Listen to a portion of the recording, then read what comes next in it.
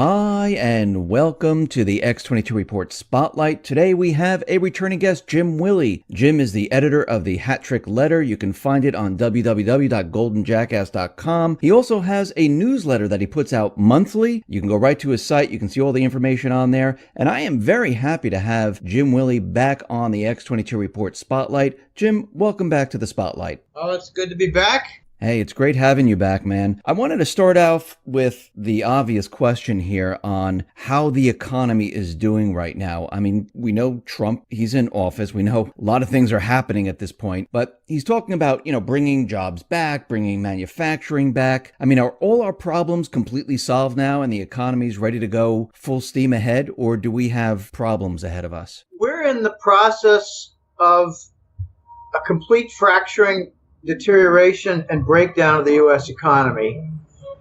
Trump offers some bright lights, but what do you do with a locomotive that's going down the hill toward the chasm and it's picking up speed at 80 miles an hour on the track? What do? You can't really do anything. You can't do much. So take a look around the malls. We just had notification that major retail chains have announced, I think it's close to 1,300 different stores are going to be shut down this year. 1,300 stores. We got Macy's pretty much demolished.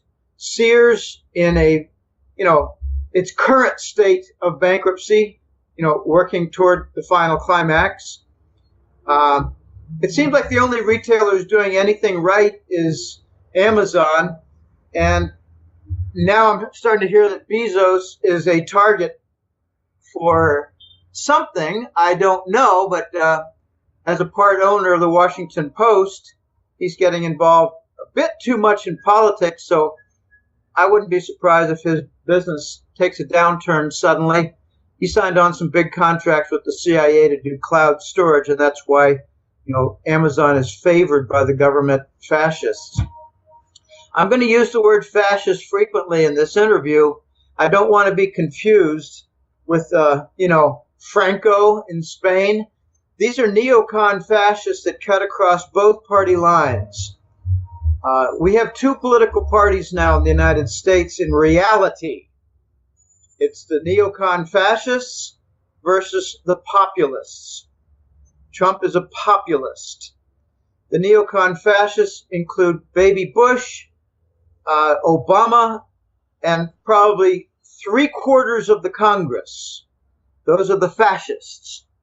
Those are the ones who promote the wars, who favor the false news and CNN, and who, sign up for whatever war of the week we have.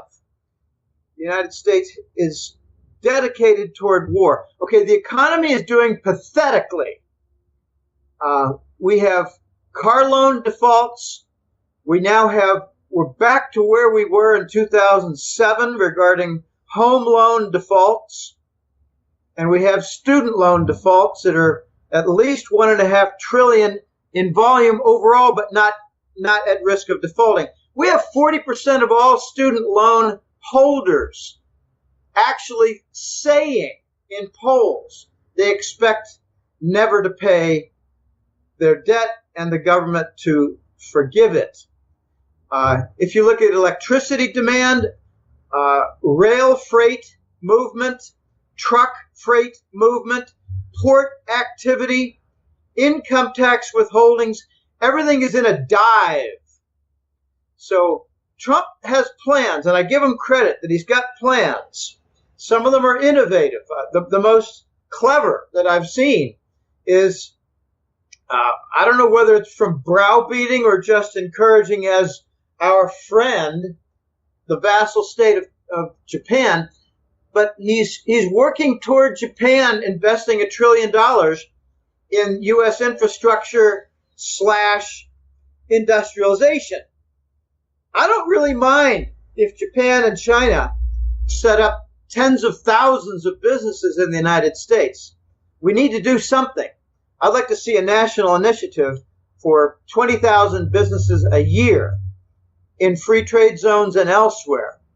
along with the Asian helping with it's like a return to the 19th century, where the Asians built the railroads. And there's a lot of controversy on that. I mean, I don't want to get into all that, but a lot of Chinese worked toward building the railroads in the West. And we could have a repeat of history with Asia building infrastructure again. Infrastructure is highways, port facilities, railways, bridges, tunnels, high-speed rail, airport facilities, you name it, all the above. Fiber optic connections. South Korea has the best fiber optic connectivity in the world right now, and the United States is actually not doing badly when it comes to telecommunication infrastructure. We're doing very badly with our dedication to the Rockefeller model on gasoline and diesel usage. How are those 8-lane highways around Los Angeles? How are they doing lately?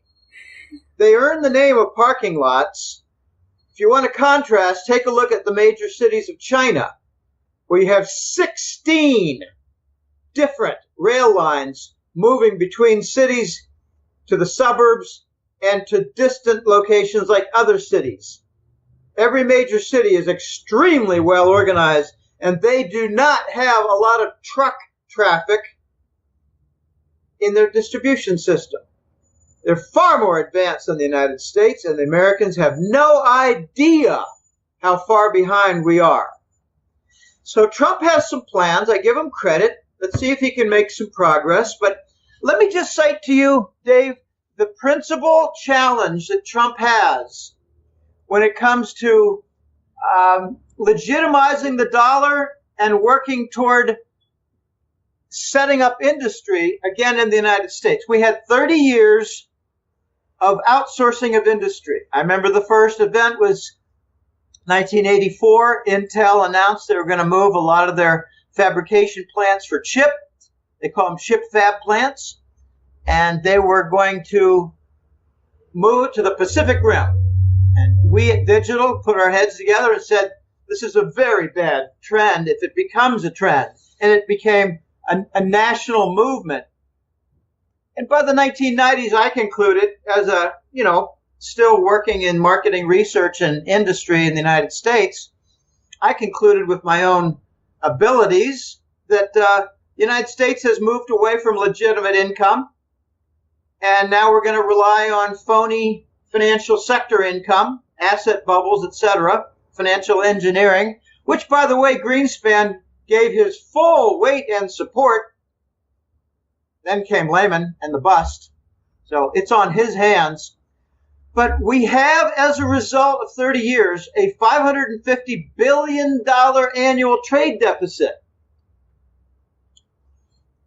This is the major problem for the nation when it comes to economics. We lack industry. We lack an adequate base of industry with which to carry on business as a nation. Now, remember in the 80s and 90s, the Germans did not follow our lead. Western Germany and Britain, and I don't think Australia did. Western Europe and Britain and Canada largely followed our lead to destruction. They also followed our lead in the real estate bubble destruction. Australia is stuck in that right now, but they've got a very different phenomenon, kind of like Western Canada. Tremendous Chinese property demand. Okay, so let's just suppose that the several people on Trump's advisory team who are full-blown advocates of the gold standard decide, all right, let's try to work toward a gold-backed currency and get some basis for the currency that's precious metals, and let's go about the revitalization of our nation. Okay, well, let's just assume that the trade deficit doesn't get worse because of a proper policy. Let's just assume it's a nice flat $500 billion for a trade deficit. Okay, if we back the dollar with gold, then our creditor nations, I should say the surplus trade nations, can all group together and say, all right, we 80 nations have claims on $500 billion to your gold-backed currency. We want those 13,000 tons of gold. That's just the first year. That's assuming it doesn't get any worse. I'm hearing it's going to be closer to 600 billion this year because we haven't done anything. We never do anything.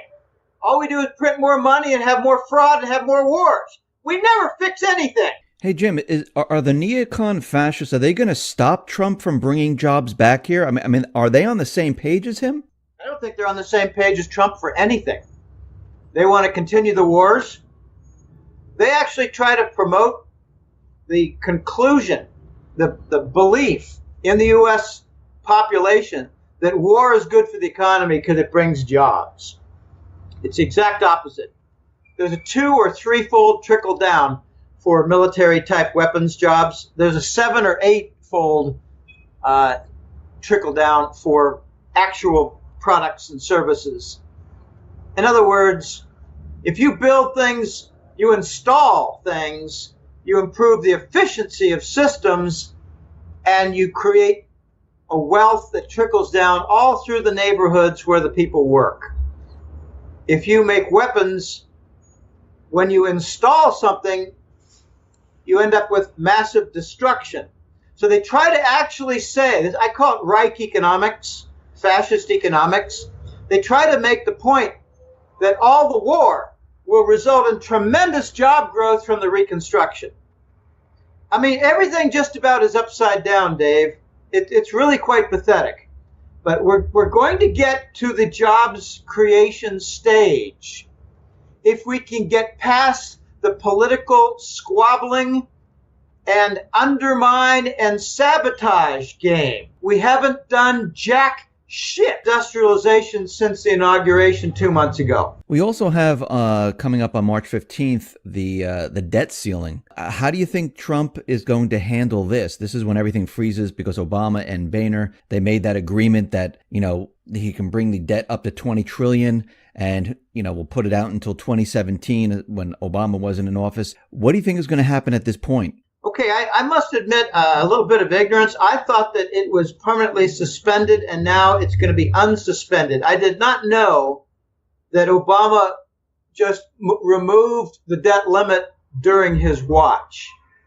I think what's going to happen is what's always happened without exception within the U.S. government squabbling and, deliberation. For the debt limit, they'll extend it. You may have some mini crises where a few offices are shut down, and then there'll be more threats, and then there'll be more white paper reports of the consequences if this continues. And then the Senate, being the irresponsible and reckless group that they are, will just extend the limit. They'll maybe make it, 21.62 trillion. And how will they arrive at 21.62? I don't know. They'll probably pull it out of their asses. But what they don't properly estimate is the deficit. Deficit is probably $1.4 trillion last year. $1.2 trillion a year before. It's getting worse. It's not getting better. So if they just put it up by 1 trillion, we're going to revisit this point in less than 1 year. What will Trump do? I think Trump will say, hey, look, you must extend the limit because I've got some plans for infrastructure projects. Have we launched a single shovel on a single infrastructure project in 2 months? No. Have we instead made commitments for a $50 billion increase to military spending? Yes. So, I'm in favor of the whole Trump theme, the idea of Trump. I'd like to see some actual projects kick off. I'd like to see some actual arrests, like for McCain, Pelosi, Graham. These are traitors. I'd like to see treason become a watchword with the American public demanding action for treason. We've got it all over the place. I've been saying kind of as a bad joke for the last 2 years, treason is a calling card for high office in the U.S. government. Now we have treason laced all through the offices. Russia is not an enemy. Russia is a propped up concept to make an enemy in order to foment more wars and more military spending. And now anyone who was in contact with Russia is called a traitor. Well, that's kind of like CNN defining what fake news is. So we got everything pretty much upside down. I'm looking forward to seeing what Trump does for the first infrastructure plans, which require, back to your question, they require a suspension of the debt limit. Obama tried to set things up so he could shackle Trump immediately. But I don't think he set up this suspension lifting at a time when Trump was even a candidate. So kind of like Greenspan. Greenspan left a little bit early, remember? His tenure was not up. Right. And he handpicked Bernanke so that he would not be there during the Lehman breakdown. You remember Robert Rubin retired 6 months before the Clinton administration was done? He wanted to make sure that he wasn't there when the 2000 tech telecom bust was in full swing. And he also had a lot of private trading to do, shorting the stock market. He raised the interest rates, then got out of town, profited personally after doing all the 0% gold leasing, by the way. That's a Robert Rubin project. So, these guys, they get out of Dodge before the failure happens on their watch. And that's pretty much what Obama did. So, I think we're going to get a suspension, to answer your question. Continued expansion, raising the limit. When have we ever not done that? We've always done it. Right. You think we're not going to now? Well, this could be a chance for the fascists, the neocons in Congress, who are probably 75%.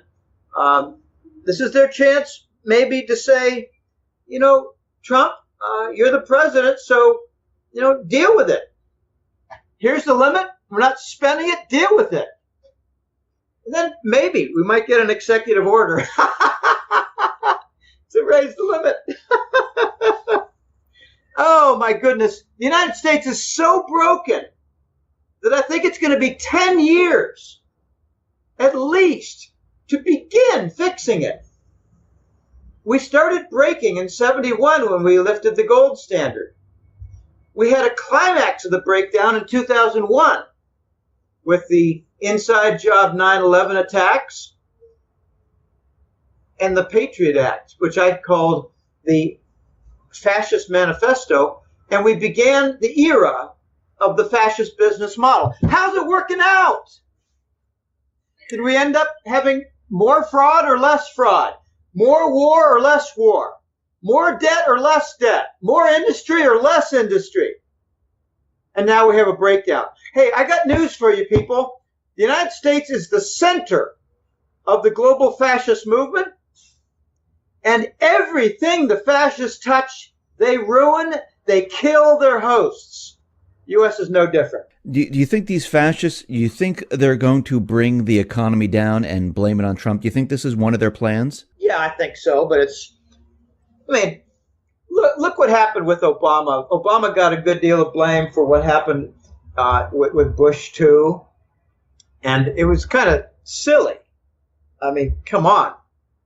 Immediately you had the after effects of Lehman and the Lehman event itself. You can't blame that on Obama. You blame it on Paulson. You blame it on the Bush team, the cabinet. You blame it on a lot of things, but not Obama. And now Obama has left the whole nation in absolute tatters. So Trump gets elected to try to fix the tatters, You can't blame Trump for the tatters. He's there to fix the tatters. And he's going to have a very difficult time. I think he's going to be a one-term president, but I think he's going to start a lot of really positive things. He's made way too many enemies already. I mean, he declared war. Dave, I mean, we really need to get to the crux of what this is all about. Trump is the First America candidate. First America is a name of fired generals and admirals from the Pentagon. They were fired by Clinton, Bush II, and Obama. 500 of them, because they were not loyal to the narcotics within Langley. Langley's been running the presidency since Papa Bush, 1988. We've got almost 30 years of narco presidencies. Clinton, Baby Bush, and Obama are all narcotics addicts. So it's very hard to reverse all this. And we have tremendous amount of destruction. So Trump ran on a plank to stop the destruction. And the First America generals have been meeting every year in Idaho. Remember at the inauguration speech, Trump mentioned First America something like a dozen times. America first, rather. America first. And it's a code word. It means we just had a Pentagon white hat military coup. The good guys in the Pentagon have taken the nation back. And Trump had an executive order to cut off the narcotics funds movement into the U.S. banks. He declared war against the black hats of Langley. This is war. We have civil war in the U.S. government at the highest level. Trump is trying to restore the nation and remove the narcotics from our highest offices. We have wars that are funded by narcotics. It's called ISIS. People, wake up. The Syrian war is funded by narcotics. The Yemen war is funded by Saudi narcotics in league with the Bush team. And a very funny little side story when it comes to narcotics. Remember Jeb Bush in the early portion of 2016 dropped out of the Republican presidential race? Yes. You remember his weepy, wimpy reason? You people are criticizing my mother. Really? That's precisely when the Russian military was cutting off the narco lines for the Bush-Saudi connection. And Jeb Bush lost funding for his presidential campaign that was coming from Saudi narcotics. So how far are the fascists going to take this? I mean, we can see what's happening in the corporate media right now, where they're pushing their agenda, and Trump is fighting back, pointing out certain things, and, you know, there's fake news things going all around and things like that. But how far is the fascist neocons going to take this? Are they going to take it to the next level? And when I say that, I mean maybe assassinating them if they don't get their way? I don't want to talk about the assassination concept at all. Let me put it this way. When they talk about globalists, when Trump talks about the people versus the globalists, he's not really specific. What he's referring to is the global banker cabal. What he's talking about is the group of corporations, the sectors, like the banks, news media, pharmaceuticals, and a few others with a more minor role, all being in league together, energy, oil and energy, being in league together toward establishment of the global fascist state. That's what I call it. Globalist means global fascist state. But if you look in the online magazines and news sites, you hear the phrase New World Order, NWO. And that's one reason the Chinese, under President Xi, have very cleverly come up with the new Silk World Order. In other words, the Eurasian Trade Zone is the answer to the New World Order by the globalists who are promoting a global fascist state. Notice that in the European Union, orders are given by the Commission, which is not elected, like continuation of the Russian sanctions, even though almost no European nations wants them to be continued. So this is going to be a motive to fracture the nation, to fracture the nations within the EU. But how far are they going to take it? Here's the big point to make. If the economy gets ruined, or at the same time, one or the other or both, we have rioting in the streets of the United States, like, say, because they're without jobs, or because, say, the supply chain is messed up for gasoline and food, or, say, the various NGO groups funded by Soros, managed by Obama now, are inciting riots. If we have riots and civil disorder at the same time that we have economic deterioration to the point of breakdown, then that is precisely what the globalists will use and take advantage of to create martial law under fascist rule. They will then say, we got emergency teams that must take over, and Trump, you're not the president anymore. It'd be a fascist takeover by, say, the narco barons in Langley. Will they take extreme measures against Trump? I don't know. I hope not. I don't want to repeat what I went through when I was 11 years old, which was the removal of John Kennedy, probably the last populist president we had. Don't think for a minute that Jimmy Carter was a populist president. No, he was part of the cabal. He continued everything that Kissinger had to do. He just had a different Secretary of State. By the way, if you're looking for the ringleader, the main organizers of the pedophile rings, there are two: Henry Kissinger and the Israeli Mossad. This is probably the biggest story since World War II. And it's just getting revealed one layer of the onion at a time. They invite congressional leaders or judges or bankers to Lolita Island in the Bahamas, where Epstein does his, camping network. They film these people with underage girls or underage boys. I mean, just ask Harry Reid. Harry Reid almost lost his eye at a gay sex party in the White House. I mean, you just can't approach Barack from behind when Michelle is watching, because Michelle is Michael with a penis. Okay? That's Harry Reid almost lost his eye and he retired. Okay, we've got a lot of these leaders who are caught in the honey trap of pedophilia. And let me just make a definition distinction. I don't really like the name pedophilia, because if they kill a 12-year-old girl after raping her several hundred times, and they kill her on the Satanist altar, I don't call that pedophilia. I call it child sacrifice and murder on the Satanist altar. And so does Trump call it that. We've got a great deal of Satanist threads running through the U.S. government at the highest level.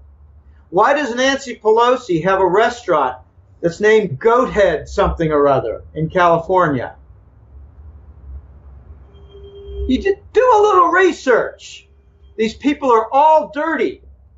Not 100%, but a lot of the major leaders are dirty. And Kissinger is a main leader in the extortion.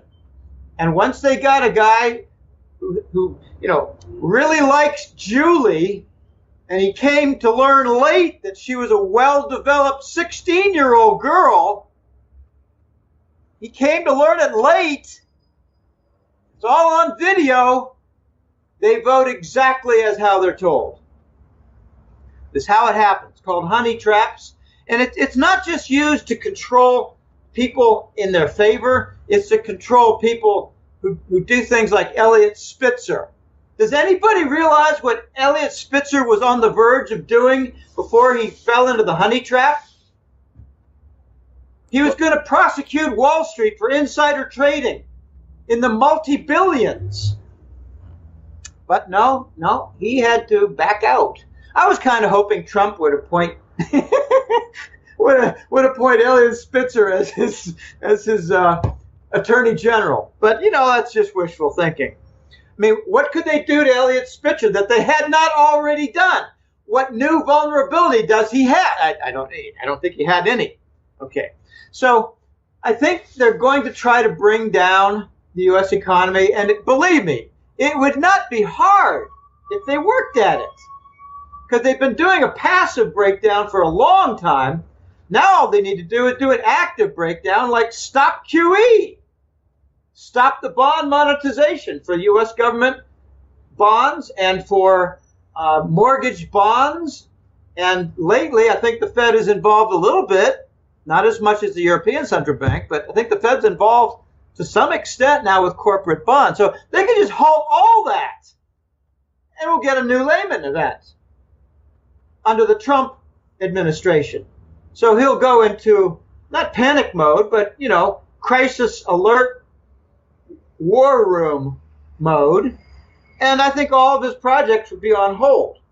And we can continue the wars. Are we still going to have a reset of the dollar collapsing? Is that still in play right now? Well, this is very weird and ironic. I made a call 3 years ago. I said the dollar is going to rise. We were not then at that point. The dollar was not rising. I said we're going to get to a point in the next couple of years where the dollar rises, causes tremendous problems around the world economy, rises some more, and then vanishes. I never used the word crash. We're going to see the dollar rise, and vanish. Not crash. We may have some little sell-offs, but I think we're not done with the dollar rising because we're in a crack-up boom. We got a treasury bond black hole. We got an asset bubble, the largest in the history of the financial world. It's called the treasury bonds. I mean, apart from housing, housing was a fixed asset. This is a financial black hole. Financial.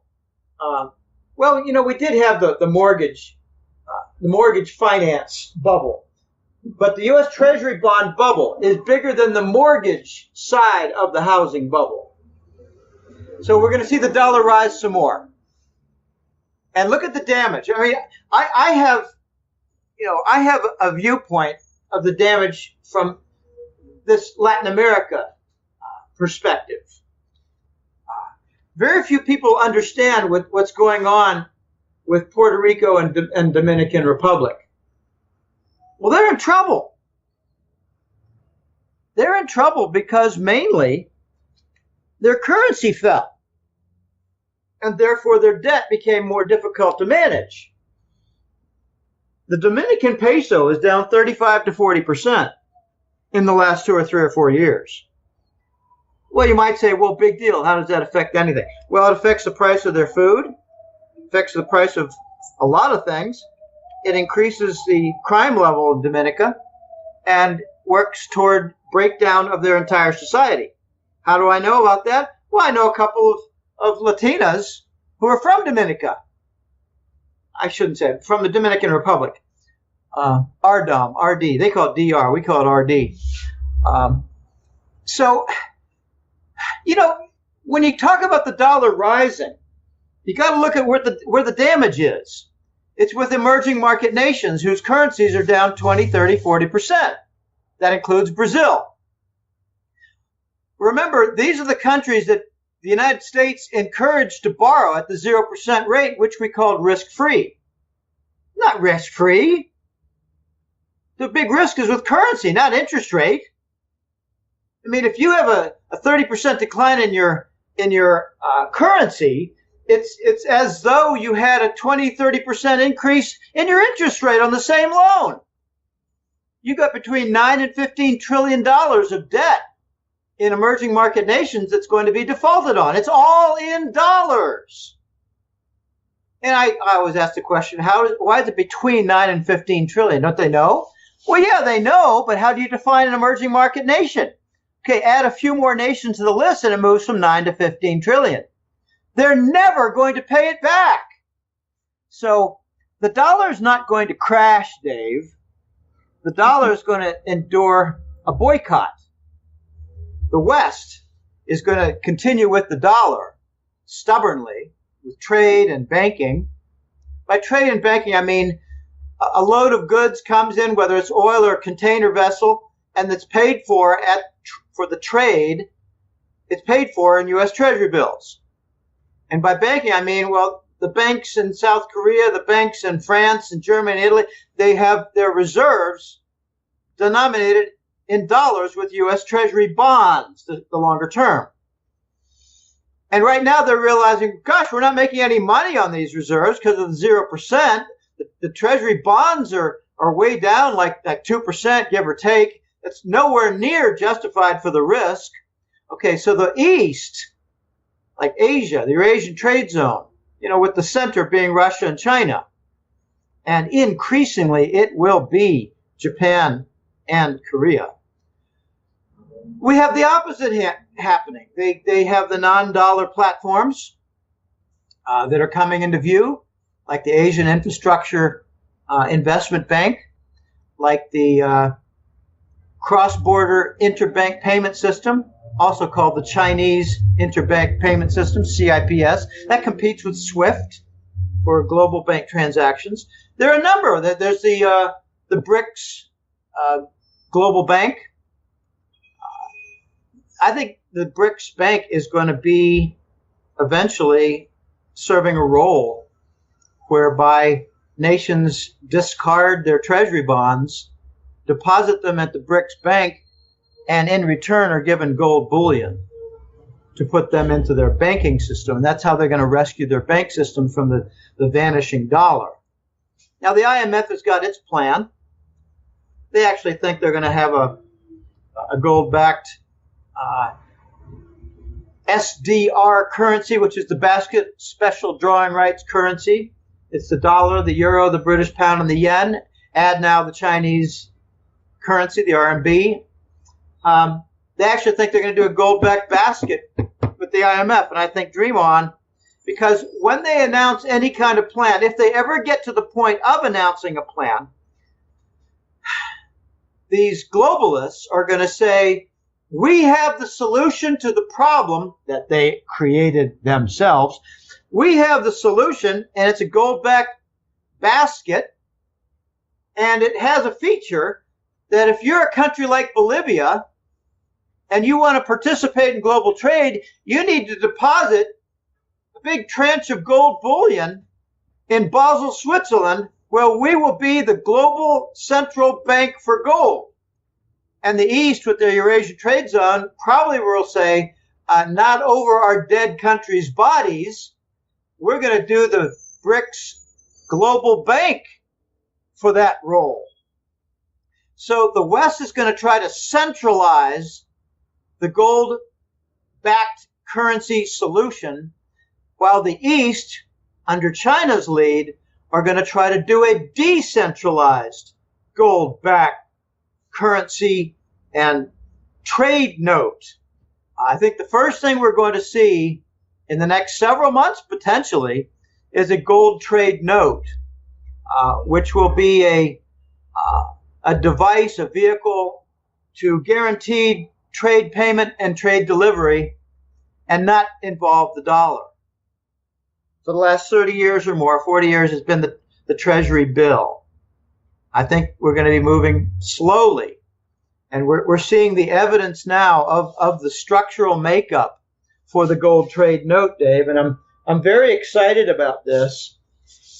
Take a look at how China and Russia, I'm going to morph here into a gold trade note discussion, if you don't mind. Take a look at how Russia sells China oil. They accept RMB currency, and then the Russians then go to Shanghai and convert into gold with the RMB denominated gold futures contract in the Shanghai Gold Exchange. So China pays with RMB for Russian oil, and the Russians buy gold in Shanghai with those RMB. Soon we're going to have an RMB-based oil contract in Shanghai. So it'll be one step less for the Russians. Now, also mix in with that thought that the Chinese and Russians have a multi-billion, multi-year contract for building pipelines and LNG facilities, primarily pipelines for oil and gas. And the Chinese will pitch in treasury bonds. So they're dumping in what's called indirect exchange. Two parties using a third-party currency to pay off a bill between the two parties. Indirect exchange. The Russians are using those treasury bonds to keep their ruble strong, or, not from caving in. Oh my goodness. So we have the makings of the gold trade note using Russian and Chinese energy trade. Remember, the petrodollar is what replaced the gold standard in 1971. It took a couple of years, took till 1973.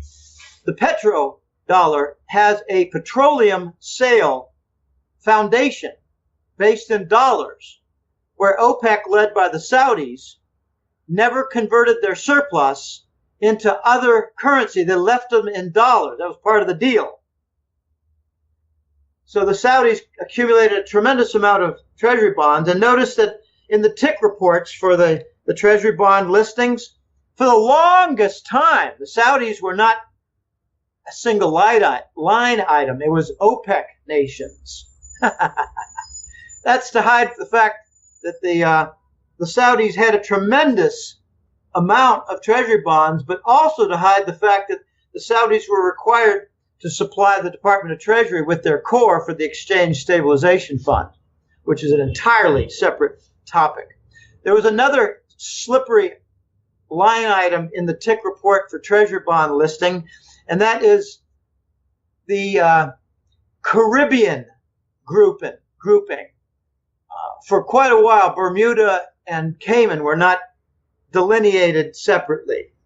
That's to hide the fact that the British were buying a tremendous amount of treasury bonds illicitly under the table.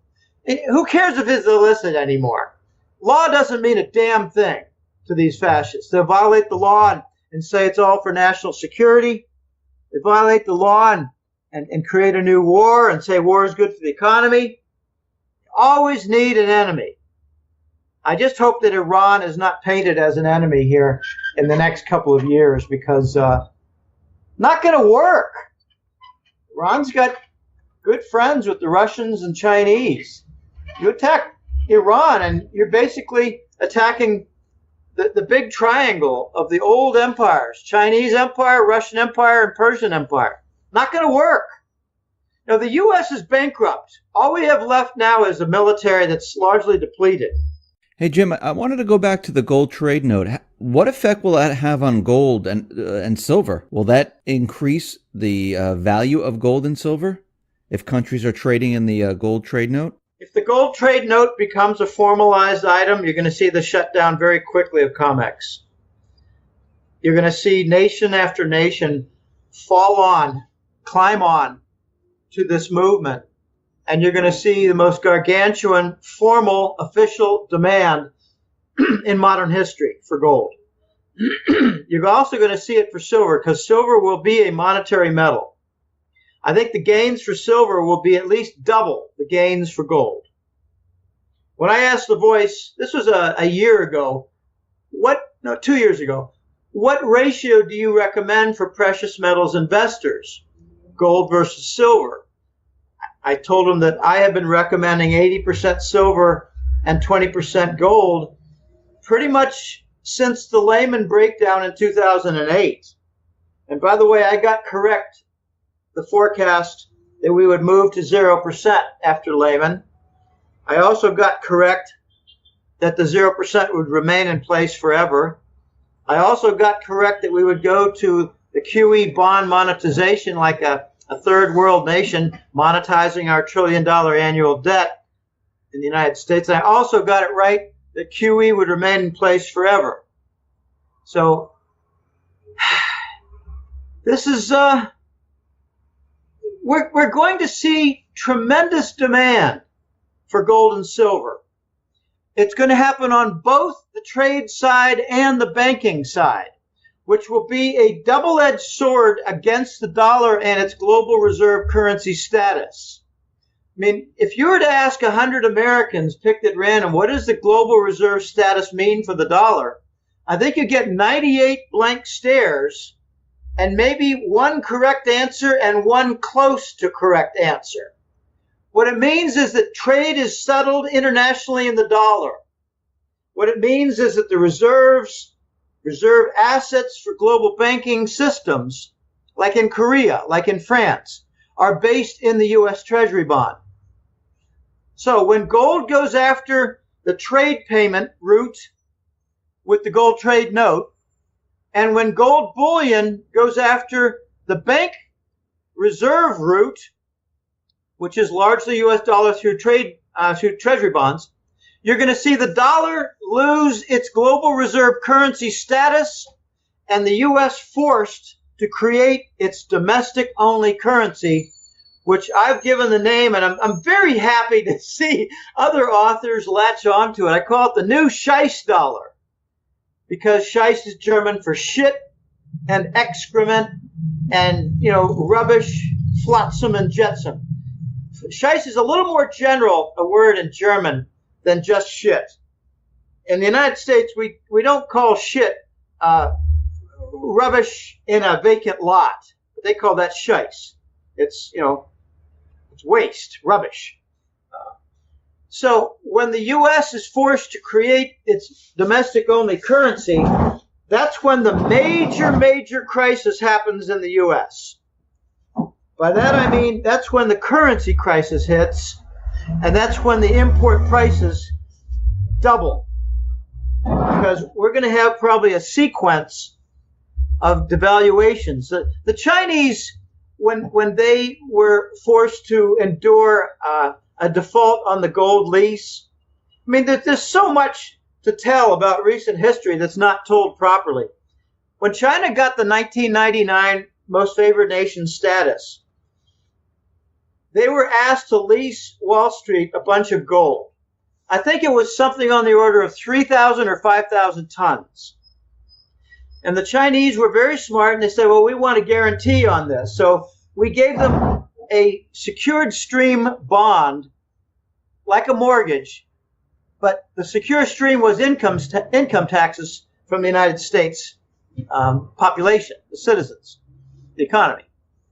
And when the recession slammed the U.S. in 2007 and 8, the Chinese began dumping their Fannie Mae bonds. And they also demanded, asset seizure for things like the J.P. Morgan headquarter property. I mean, how many Americans know that J.P. Morgan's headquarters is owned by the Chinese? Very, very few. Under 5%, under 3%, maybe under 1%, because we're not a very well-informed nation, given that CNN is so popular. Okay, so a lot of things going on here, Dave, and the moving parts are very wicked, and the Chinese are all over this. They infiltrated the International Monetary Fund. They're now making rules. Since when? Since when does Alibaba's CEO have a keynote speech at the Davos, Switzerland Economic Forum, which is really not an economic forum, it's more like a banker barbecue?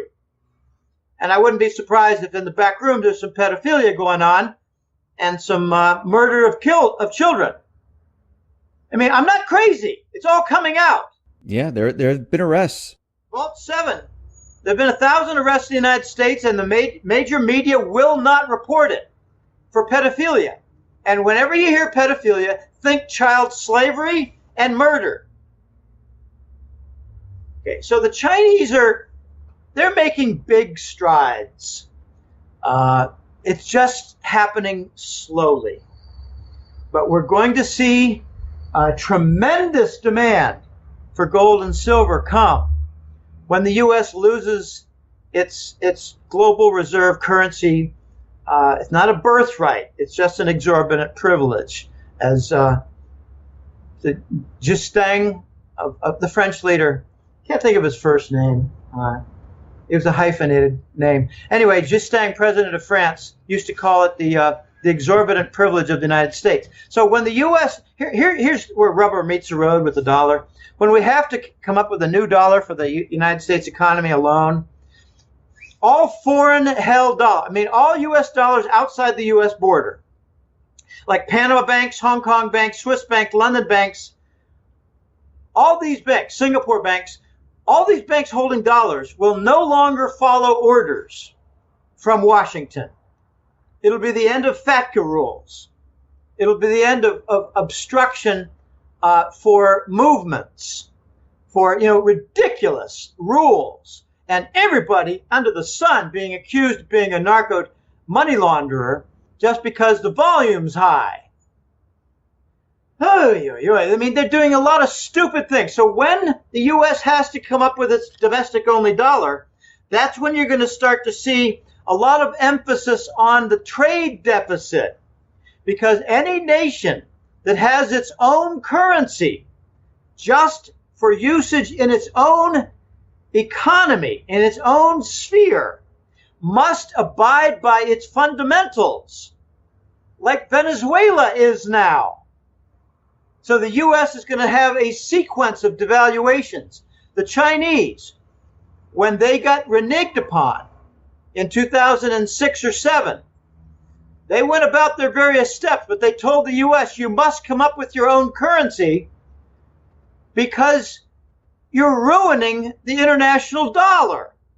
And we said, F you, we'll do as we damn well please.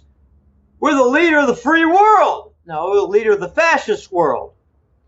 And what we've done since then was to impose 0% and not give them any interest on their reserves, another FU.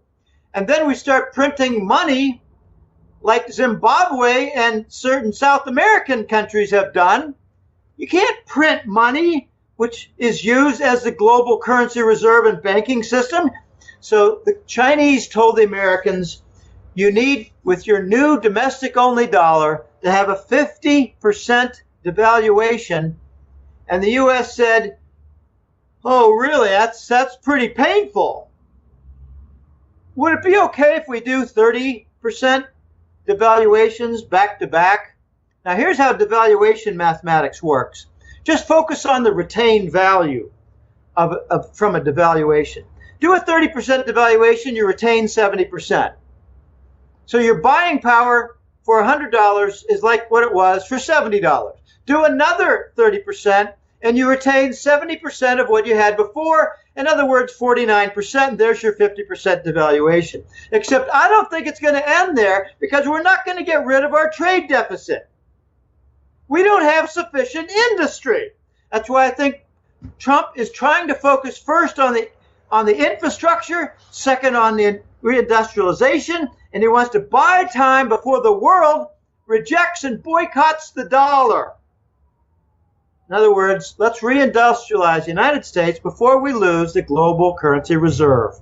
That, I think, is the main objective for Trump, apart from all the political backstabbing, sabotage, and illegal activity. So he's really planning for everything after the fact. He's saying, okay, I understand what's coming. I understand the dollar is going to be devalued. We're going to have a domestic dollar.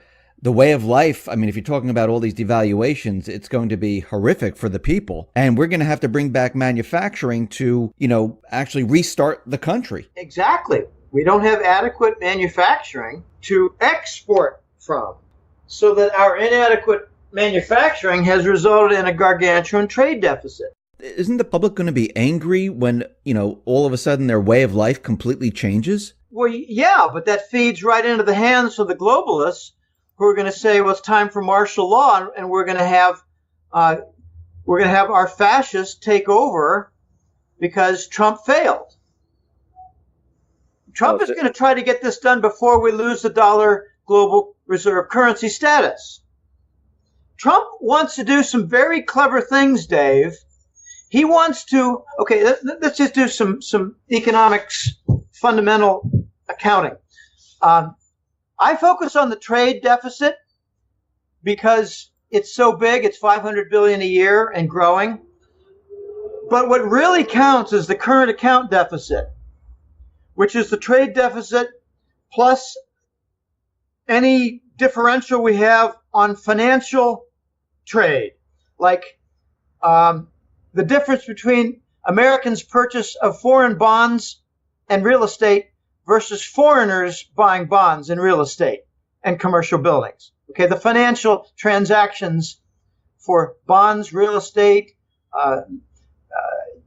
just lots of things, property, commercial building, you name it. Okay, since QE came into phase, our financial balance of trade payments has gone worse.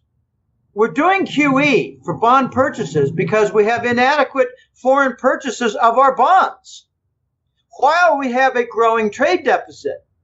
So the current account deficit is actually growing and is worse than the trade deficit. Okay, what Trump wants to do, here's a very clever plan. If he can bring in 1 year, say $400 billion of Asian money for infrastructure projects, he can offset 80% of our $500 billion trade deficit. And if he does it again in the second year, he can offset again 80% of the trade deficit. Maybe it'll only be 60%, 65% in the second year, because we will have created maybe 20, 30, 40, 50,000 businesses. And by the third year, maybe we'll have sufficient mass for the reindustrialized base that we won't have a trade deficit that's very big. And then we can launch the new dollar and not have this currency crisis. That's the Trump plan. I don't know if he's going to be able to pull it off because the Japanese government just had a ruling that the United States could not use $1 trillion in their government pension fund without some vote in their parliament. And remember, the U.S. doesn't care about law. They say, you're our vassal state, F you, do what we say or we'll start killing people. And now the Japanese are pondering the prospect of investing $1 trillion. They've got a few trillion in their pension funds. They're one of the richest nations in the world when it comes to pension funds. But most of them are private. So you see the point of going after the government pension fund because the U.S. government controls, as a vassal state, the Japanese government. And then you have the whole other issue of the Bank of Japan. They own $1 trillion in treasury bonds. So maybe they'll participate also. Maybe it'd be $250 billion from the government pension fund and $250 billion from the Bank of Japan from their treasury bonds for the first year. There's lots of trillions to commandeer in Japan. Oh my. So that's how Trump wants to try to deal with it. To use the current account deficit, make it a surplus, and offset the trade deficit. Very clever plan. This is a business expert. What was Obama an expert in? He was an expert in acquiring cocaine bags. He was an expert in revealing sealed documents from the courts for his political rivals. He was an expert in finding a boyfriend and buying Michael LaVaughn Robinson, and buying him for $25,000 from Reverend Wright at the church. That is what Obama was expert in. Trump's a businessman who knows how to recover from financial distress. He came back from bankruptcy at least 2 times. My concern about that is that he might have had to, sell his soul a bit to the bankers. I don't know. We're going to find out. Will we have any progress at all on the financial front, or will the dollar continue to be the most corrupt currency in modern history, fortified by the Exchange Stabilization Fund? By the way, the Fed owns about, I think it's $4 trillion worth of Treasury bonds. The question never asked is, how much does the U.S. Department of Treasury own? I think it's twice that. It's the Exchange Stabilization Fund. When $400 billion worth of Treasury bonds were dumped in the last year, the buying was not largely done by the Fed. It was largely done by the U.S. government and kept out of the news. The Department of Treasury is buying our own debt. So aren't the fascist neocons going to try to stop Trump from doing what you just said? Because, he'll look like a hero if he pulls this off. And I'm assuming they... Yeah. They'll try to interrupt anything he tries that will be, worthwhile. The neocons don't do things that are constructive. I don't think you can find any one of their policies in the last 2 to 3 presidential administrations that have been positive. You can say, oh, Clinton, look at all the prosperity we had during Clinton. No, what Clinton did was he stole Fort Knox and used all the profits from the dumping of Fort Knox to support the Treasury bonds and lower the interest rates for businesses. And if you do some econometric analysis, you will find that the number 1 cost factor for American business was interest rate back then. So he improved the most important and vital cost item. Okay, what has Obama done? Obama created Obamacare, which pretty much decimated the small business sector and resulted in a complete halt of hiring. So, the neocons don't do constructive things. No, they really don't. And you know what I'm seeing? You mentioned Iran with war, but I'm noticing a lot of propaganda and a huge push for North Korea. Because the U.S. is moving the THAAD missile system into South Korea. I heard there was a report that North Korea was firing their missile and they were trying to hit a Japanese base. We know there was that assassination in Malaysia. Now the Malaysian ambassador and the North Korean ambassador, they're both leaving each other's country. To me, it seems like they're trying to, shift everything and trying to start something with North Korea and pushing very, very hard. Do you see that? Well, yeah, these are the neocons. Yeah, they're trying to become belligerent and bring about some kind of sparks between the U.S. and China. And it's just not going to work. It's not going to work. The Chinese have fired back, not missiles, but they've halted 110,000 tourists to certain locations in South Korea. They're not going there anymore. Yeah. The Chinese have a billion man army with commerce. They're boycotting Apple devices right now. They have been boycotting Google for the longest time. We've got conflict over the South China Sea continuing. I got a funny little side story, and I might have told it in a previous interview with you, but it's quick. I got a client in Hong Kong named Jerry. Jerry lives in an apartment building, a big one, kind of luxurious, nice, and he's got a doorman in front. It might not be all that luxurious to have a doorman. But anyway, he was just striking up a conversation with his doorman. This was 2 years ago. And he said to his doorman, my son's got an interesting job now. He's being paid by a U.S. government agency with a name that does not say U.S. government on it, but he's paid $100 a day to carry a placard and yell slogans about the Japanese objection to the South China Sea islands. Okay, so, if you're wondering, is the United States behind the demonstrations in Asia, in that region, regarding the South Sea Islands? The answer is yes. And I have a client whose son is being paid. They're doing the same business model with Obama and Soros. They're paid $14 an hour to go out and demonstrate against Trump.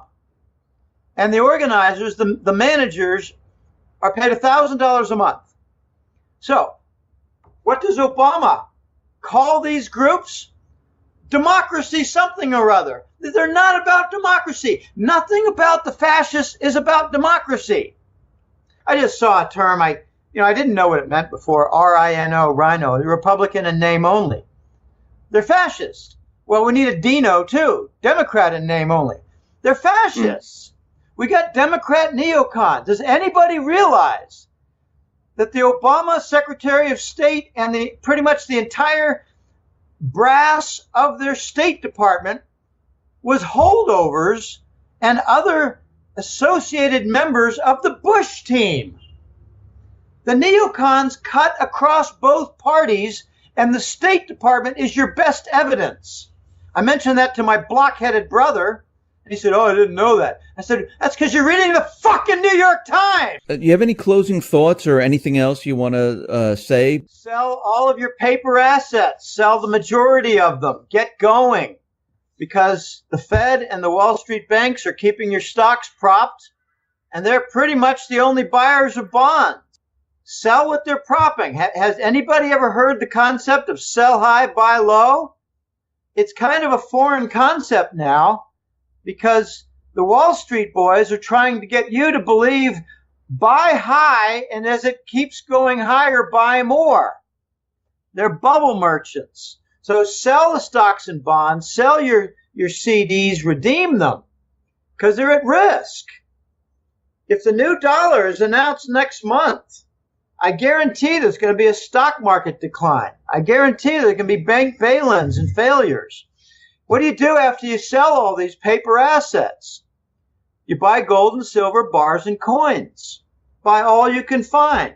In fact, pay small premiums to buy what you can. Go into dealers and say, "I know the price is X for gold coins, but I'll give you an extra $80 per coin if you can just find them." I guarantee you go to the top of the list and there'll be more to buy.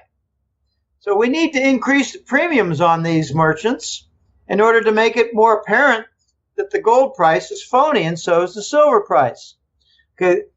After you go buy your gold and silver, just sit back and watch, because things are going to break down a lot worse. I'd like to end with one little quick story. The Voice had a story to tell back in right around Christmas time, a couple months ago. It was about what is the real price of gold. And one of my questions to him was, do you have any recent transactions that you've heard of that are, large quantity, where the price of gold was known? And he wrote back and sent a picture. And I'm not permitted to reveal certain details, but it was a bin loaded with something on the order of $100 million worth of gold.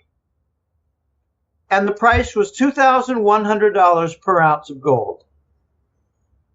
So I don't give a rat's ass, Dave, what the COMEX price is. I care what the large volume purchases are for, because that is precisely where the equilibrium lies. Okay. Big purchases, big demand, proper price paid in order to have the owners and holders of large supplies give them up. I think what we have with the dealer shops is a fake price. All you have to do to prove it's a fake price is go to your dealer and say, "I want to buy a few gold coins. What do you have? What do you have for, recent mintage?" I don't care about a 100-year-old gold coin. I care about a gold coin that's after the year 2000. Ask him what he has, and you'll probably hear, "Well, we got about, can't say exactly, but how many do you want to buy?" And if you say, "I want to buy a dozen," he might say, "Well, we got that, or we can make sure we can fill that in a couple days." Then you say to him, "I got a driver out back with 2 armed guards, and we've got several $1 million worth. Can you can you possibly buy a couple thousand? Is it possible to buy a couple thousand gold coins?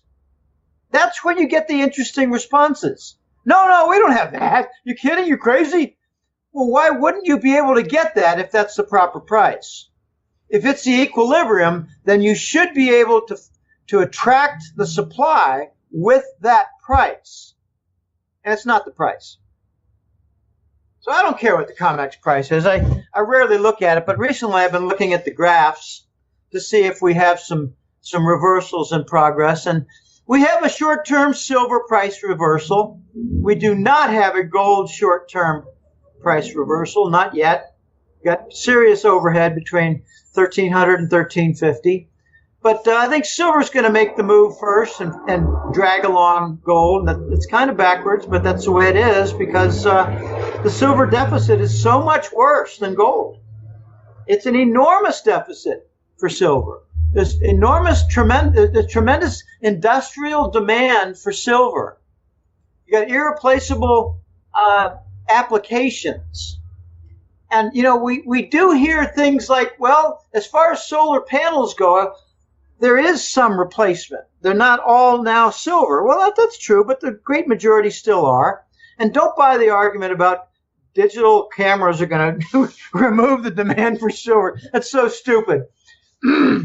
Yeah, try taking a look at emerging market nations and Latin American nations, and let me know if they're still printing photographs. The answer is hell yes. So there is more digital camera, but gosh, some of the more recent applications of silver are in pressure-treated lumber. I remember when I was building back porches and stuff like that, I did a couple. I mean, I've done some kitchens and bathrooms and back porches, and the back porches were the most fun because you start from nothing. We put in some pressure-treated lumber for what touched the ground. You don't want the rot. You don't want the insects. Well, now the pressure-treated lumber uses a silver compound and doesn't use that arsenic green compound. Arsenic is not a good thing to put into your lawn. Arsenic doesn't really favor the growth of grass, but silver doesn't bother anything. So, we've got all these applications, and I asked the voice, if the premium for gold is like 70, 80%, what's the premium for silver? And he said, oh, at least that.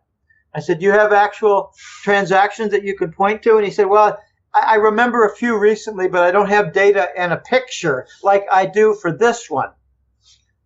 And this sale, this purchase at $2,100 was in Dubai. And I said, is this a Chinese buyer? And he said, well, it's Asian. And I said, where's the origin of this? Is it from stolen, recast Swiss refinery gold? And he said, no, I can't say. We're in very interesting times here, and Trump has only elevated the risk level. One thing the bankers don't want to see is rioting on the streets where they go after the bankers. So they're going to work this in such a way as the scapegoats are targeted. And that's where you get the real dumbasses in the crowd who think that China and Russia are adversaries. Now, the adversaries are living in the castles of Europe and London. Those are the adversaries. The adversaries are the Bush family. When I saw Papa Bush for the introduction to the Super Bowl, I had to leave the room because I didn't want to vomit on my table. This is a man involved in the global fascist movement, in the narcotics. He's personally worth at least $5 trillion from heroin and cocaine. He's responsible for executing the Rothschild plan for 311 in Japan called Fukushima. That was a contractor project. Those were mini nukes. And the signatures for all the seismic movement pointed to an explosion that was not natural, detonation in other words, followed by an explosion that was made to look natural with seismic waves. So the detonation of micronukes followed by the HARP weapon used to create the earthquake and the tsunami. So why would they do that? Because Japan announced that they were going to be working closely with China in Japan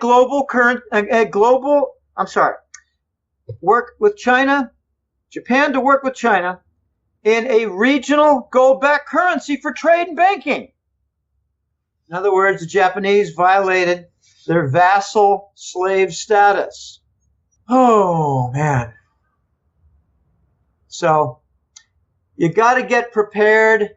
I'm very curious about the bail-ins. People ask me, what will it take for the great bulk of the American society to wake up to what's going on? And my answer is twofold: shortages of gasoline and food, and theft of their bank accounts through bail-ins.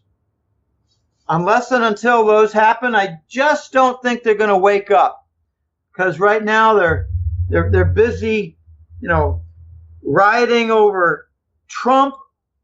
Gosh, there was a nasty incident in San Francisco, and I think it was Haight-Ashbury area, Berkeley area.